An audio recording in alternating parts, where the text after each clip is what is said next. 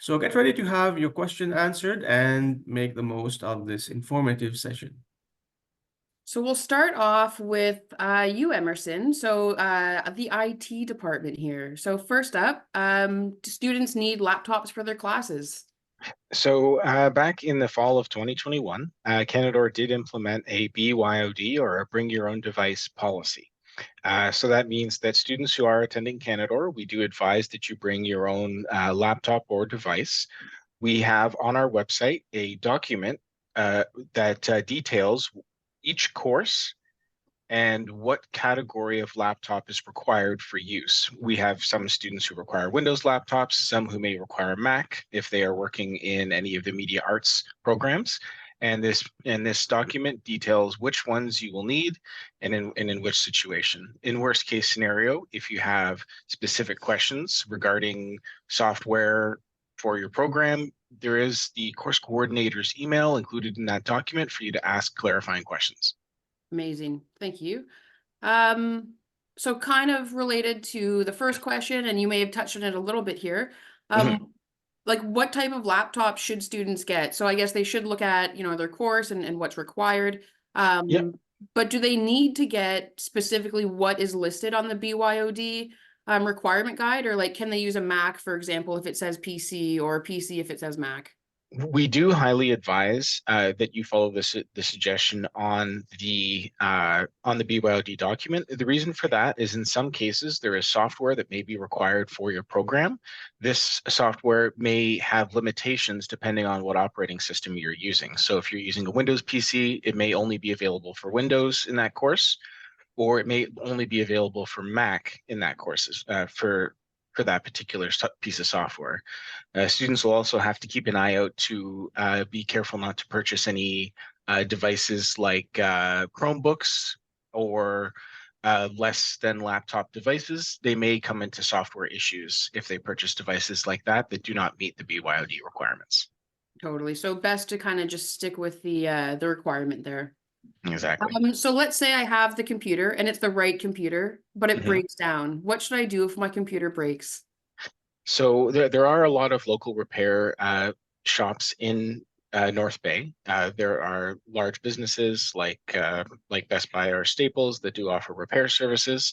Unfortunately, Canadore does not offer repair services ourselves, so we usually advise that you go to the local community for repair help. Okay, perfect. Now switching it up a little bit, do Canadore students get free access to Office 365? And if so, how do they access it? Yes. So as you are attending Canadore, every student is supplied with Microsoft 365. This includes Word, PowerPoint, Excel, and other things under the 365 Office suite. Uh, you will also be provided a student email at the @canadorestudents.ca email address domain. Uh, Students can access the username for their email from self-service, where you would normally go to register. Under your email section, you will see your student email under the authentication email category. Uh, when you're signing in for the first time, you can always go to office.com and click the sign in button. And first time users, your password will always be your birthday, and it'll always be in the order of day, month, and then year. And unlike some of our other services, it'll use all 4 digits for your birth year. Okay, perfect. Now let's talk about printers. Are students able to print on campus, or should they buy their own printer? So we do have some on-campus printing available. There have been some changes in the last semester.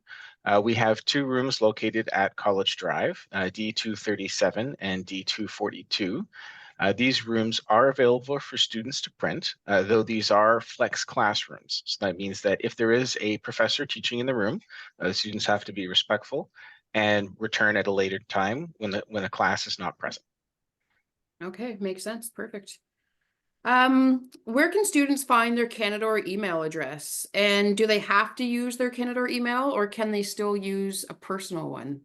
Yeah, so as I had mentioned earlier, students can check their Canadore email address in the self-service under the View Email Addresses section, and students aren't required to use their their student email for communications, though they are required to use it for accessing certain features that we offer students at Canadore. So if you want to access Office, you must use your student email. If you want to sign into one of the lab computers on campus, you need to be using your email. If you want to be signing into Accommodate with Student Success, signing out equipment with the Media Arts Department, then you will need to be using that account, as well as the Harris Library. Okay, perfect. What about antivirus software? Should students, invest or should they have antivirus software on the computers? And if so, does IT have any recommendations? So we usually can't recommend a specific antivirus software. There are many robust services available online. We do advise that students do use antivirus software, as the last thing you want to have happen is be halfway through your semester at the end of your semester and have a serious catastrophic failure when you're trying to hand in final projects or do tests. Absolutely. Okay, Emerson, one last one for you. When should I contact the IT department, and what is the best way to get a hold of you folks? Okay, so if you are having any issues with signing into any Canadore related services, the IT department can assist you. So your student email, the Harris Library, and other services that use your Canadore email. If you're trying to use any Canadore equipment on campus and are having issues with the classrooms that I had mentioned earlier, or printing, you will want to reach out to us. The best way to reach us is by email. You can reach us at service.desk@canadorecollege.ca. And you can always reach us at extension 5800 as well. And worst case scenario, you're always welcome to drop by our office. We have an office located at the College Drive campus only right now. And you can reach us at room D228. Perfect. Thanks so much, Emerson. Those were amazing answers. No problem. All right, next set of questions now for Jacob Baisley with the Academic Center of Excellence. So the first question is, what is iLearn? Thank you. Yeah, iLearn is Canadore's learning management system. So it's where you'll go to find all of your course content, your grades, your attendance records, and things like that. It's a pretty robust software. It has quite a bit in it, but every faculty member, all your professors are going to use it a little bit differently. All right, thank you. And do I need to use iLearn, or is attending classes in person enough? I would strongly recommend visiting iLearn at least once a week for every course, whether your professor uses iLearn heavily or not. That is going to be where your grades are posted. You'll be able to find your course syllabus, your section-specific information, your course outline. All of that information is going to be in there. And if your professor wants to post any kind of news or an announcement, maybe there's a class that's been canceled or some update in your course, you're going to find that probably in iLearn. So I'd recommend checking in pretty frequently, at least once or twice a week. Okay, so just to be up to date, check iLearn as much as possible, once a week at least anyway. Thank you. Next question. When can I log into iLearn? So this is a common question. So logging into iLearn will happen once you are registered in your courses. So this doesn't mean registered in your program. This means you have to have registered for your individual courses. And at latest, it'll be about 12 hours after that. About 12 hours after you have registered in your specific courses in self-service, that data will transfer into iLearn and you'll have be enrolled in those courses, and that will activate your account. Right, thank you. And what is the difference between iLearn, Brightspace, and D2L? So you're probably going to hear people using all three names for this tool. And for the most part, you can use them fairly interchangeably. But D2L is a company, Desire to Learn. that creates the tool Brightspace that we use here at Canadore. But at Canadore, we've chosen to brand our instance of Brightspace as iLearn. So hopefully you're going to hear iLearn most, but you'll probably hear people refer to it as Brightspace or D2L pretty commonly as well. If you do hear that, they're always referring to the same thing. It's your learning management system. Perfect. Thank you. Next question. When will my classes be available on iLearn? I think very much that's it. So this is what part of the tricky part. You'll be registered as soon as you've your account, in iLearn will be created as soon as you've registered for your courses in self-service at maximum 12 hours later. But at that point, all you'll be able to do is log in to iLearn. You won't actually be able to access any of your specific courses until that course starts. So if that course starts on January 8th, then that is the first day you'll be able to access that course. All right, sounds good. So I can log in once I'm registered, but I cannot access those courses until the first day of classes. Thank you. That's perfect. Next question then. Some of my classes are online. Where do I find links for online classes? So ideally, you're going to find those in iLearn. Your professor will probably post those links in the news section right on the front page of your course. I would also recommend checking your emails. Some faculty choose to send those links by email. Some might even post it in the content area or in their section-specific information, which is like your syllabus for your course. There are a couple different places where you could find that. The iLearn news area is definitely the most common. If you ever can't find a link for your online course, I would strongly recommend reaching out to your professor. Every faculty is in charge of providing those links to their students. It's not centralized. So reach out to your faculty member if you can't find that link, and they can provide it for you. And final question, what is the Pulse app and should I download it? Is it useful? I think it's really useful. I mentioned it's important to check your learning management system, check out your iLearn account at least probably once a week.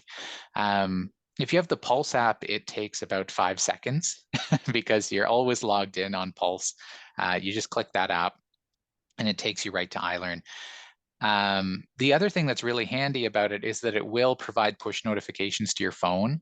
So for any iLearn specific activities, so if you have an iLearn quiz, if you have an assignment due in the Dropbox area or a discussion, you'll get push notifications right to your phone. Same with any kind of announcement that your professor makes. Those will come straight to your phone. And it's pretty handy in the sense that it allows you to get into your courses very quickly and easily. And it just helps you keep track of when everything is due and what's going on in your courses. Well, thank you very much for the answers. No problem. Thank you. All right, next up, we are going to move along to Trish to talk about the campus bookstore. So Trish, first up, how do I know what books I'll need for my classes? All right, Jill, thanks for the question. So I'm going to do a quick screen share. To find out your textbooks, you are going to find them online, and you can find this by visiting the actual bookstore website. So I'll just share my screen and show you how to navigate there.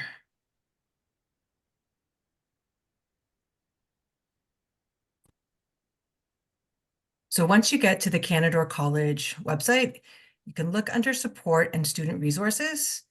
And you can scroll down and you'll see the campus bookstore link right here. You can click on that.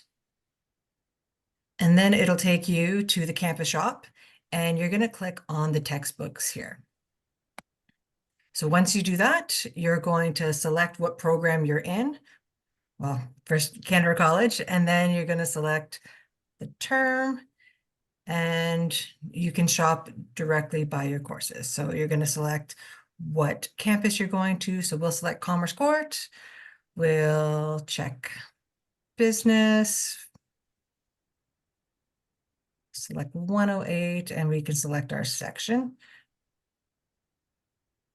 And then I'll just do the one, and then I'll go find materials for our course, and then it will give you the print list of, or the list of all of the books that you need. So, and it'll list all the required materials there. So you can do that for all of your courses, and it'll generate everything that you need. Amazing. Will the bookstore deliver books to residents or to other campuses for free? So the bookstore doesn't deliver for free, but it does have in-store pickup available. So you can purchase your books online through the campus bookstore, and then you can come into campus and pick them up in person. Okay, great. Now, if I go and search for my classes and the book list, if no textbooks show up, does that mean I don't need any books for that course? So that depends. Sometimes it might just be that the instructor hasn't provided the textbook list to the library or the campus bookstore. If they have, or if there's no textbooks needed, when you do that search, it will come up for the courses that there are no textbooks required. There are no textbooks required. But if there's any kind of like questions or concerns about what textbooks you might want to get, it's always best to reach out to your course instructor just to confirm all that information. Definitely. Okay, last question for you, Trish. Can I buy used books at the bookstore? Yes, so you can buy brand new books at the bookstore, but they also have used books that are available. And there's also a renting option that is available. If you only need them for one term, it's a good option for you, and all the rental accounts can be set up online. If you are buying your books brand new, or even if you're buying them used, you can also sell your book back to the bookstore once you're done with them. So the amount that you're going to get back for it, it's kind of based on how high in demand those books are, and also in what condition the books are. But in order to sell your book back, you do need to have your student card, and you do need to have your debit card. Awesome. That's great. Thanks so much, Trish. Not a problem. All right, next set of questions for Erin from Access and Inclusion. So the first question, what is access and inclusion? So hello, everybody. I just want to introduce myself again. So Erin Plurd from Access and Inclusion. My pronouns are she and her. So Access and Inclusion focuses on equity, diversity, and inclusion. It's a safe space for everyone, regardless of race, religion, or sexual orientation. It's a safe space for students to come in and ask questions, meet new friends, and connect with services both on campus and within our community. Thank you. So if I want to use my preferred name instead of my legal name, how do I do this? Perfect. So this is something that I can help facilitate at any point. So once you register for your program, you can connect with me, and I can ensure that that gets done for you. So it's extremely important for us to ensure that you're identified properly in our hallways, classrooms, and other extensions of our Canadore community. So I'll put the link in the chat for everybody. And if this is something that you're wanting to move forward with, please feel free to fill out this form, and I'll get that done for you. That's great. Thank you very much. Next question. How do I know if I'm a first-generation learner? So a first-generation student is one whose parents or guardians have not attended a post-secondary institution. So if you have a sibling that's attended a college or university, but like I said, your parents or guardians have not, then you're still considered a first-generation learner. Oh. Now, if a student wants to know more about access and inclusion, how can that student connect with Access and with you, basically? My office is located at the College Drive campus in room G226, so the glass area with all. Alternatively, you can connect with me via email or telephone, and I'll put all that information in the chat as well. All right, perfect. So lots of ways to connect then.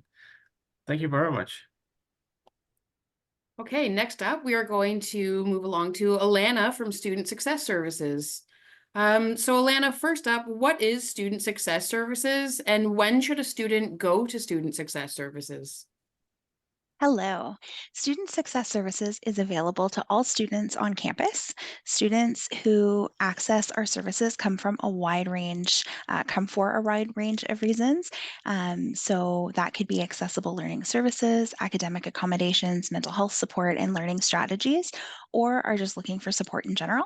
Students registering for academic accommodations must have a permanent or temporary documented disability. We can provide students with a student success profile, which is like an academic accommodation letter that would outline the reasons for accommodations. We provide referrals to psychoeducational assessments, assistive technology and training, accommodated testing, and offer a variety of mental health resources, from awareness events to short-term support and community referrals.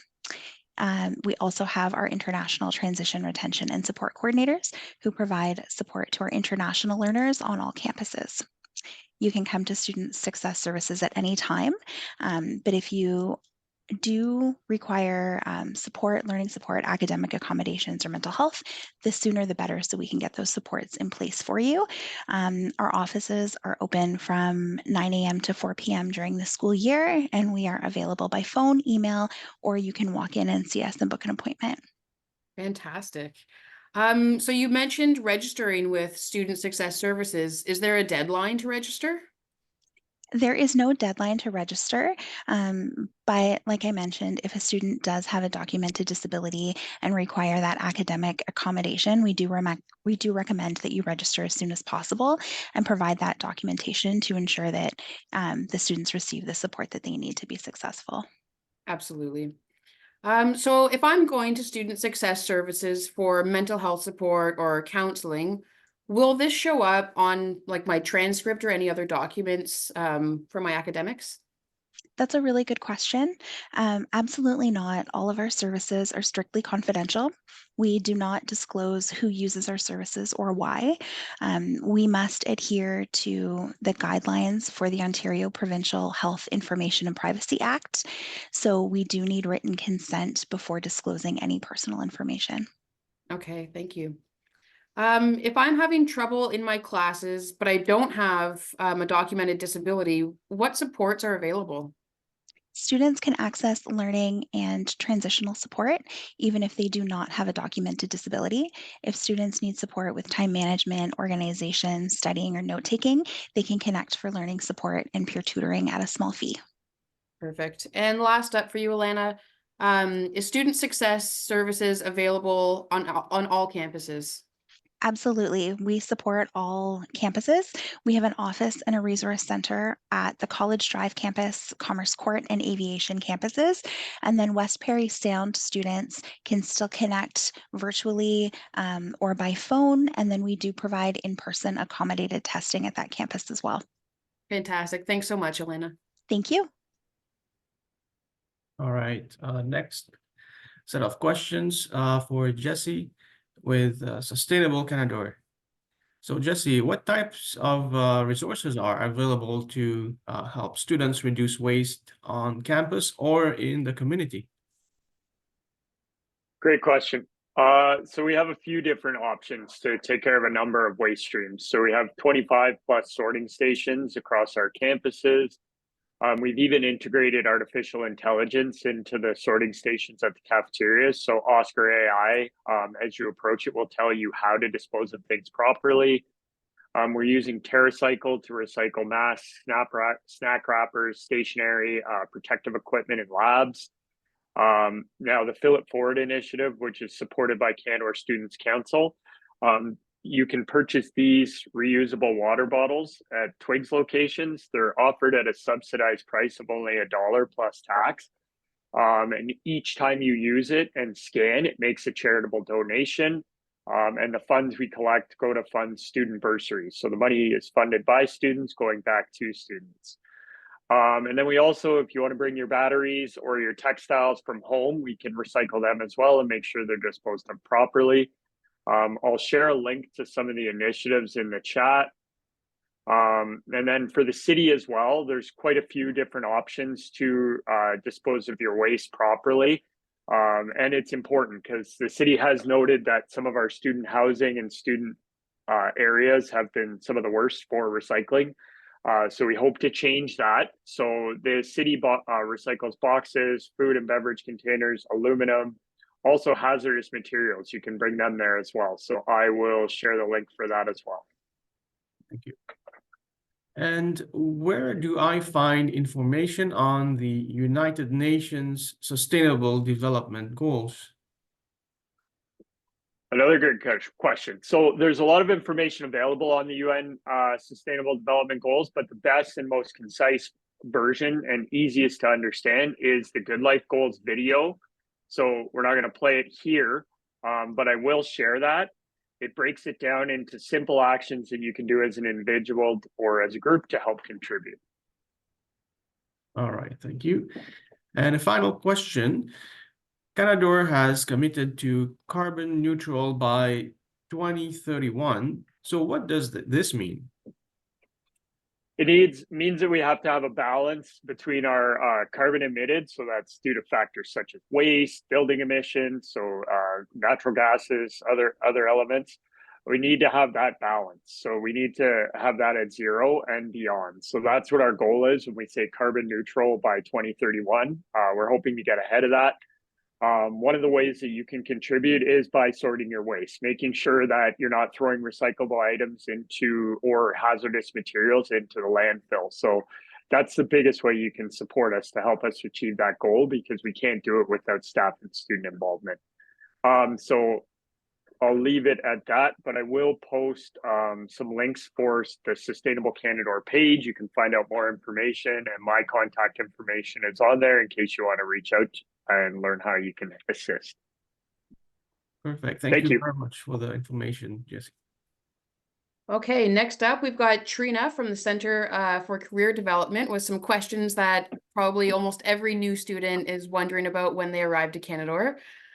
So Trina, first up for you, can I work on campus and how many hours can I work? Hello, everybody. Thanks for being here. As Jill mentioned, my name is Trina Saint-Jacques, and I'm with the Center for Career Development. Here to answer all of your employment questions. So can you work on campus while you're a student? Absolutely. We do have those opportunities available for you. There is a limit of 10 hours a week per student, and then the position itself will run for the entire semester, so it would wrap up the 3rd week of April. In terms of being able to apply to campus work, you'll find on our webpage under the support tab for students, there's the Center for Career Development, and we talk about the Canadore Work Study Program, which is the part-time on-campus jobs. There is an eligibility form that has to be completed before you can apply to any campus positions, and all of that information will be on the webpage and will be open for application on the Monday, January the 8th. So when you start your program here in North Bay, you will then have access to the list of jobs that we will have available. I think we're looking probably at around the 20 position mark for the January semester. And then you'll also find on our webpage the eligibility link for the form that you have to complete to determine if you're eligible to apply for on-campus jobs. Okay, great. So let's say I've filled out the eligibility form. How do I then apply for on-campus jobs? What is that process like? Okay, so every student will have access to the Center for Career Development's job portal.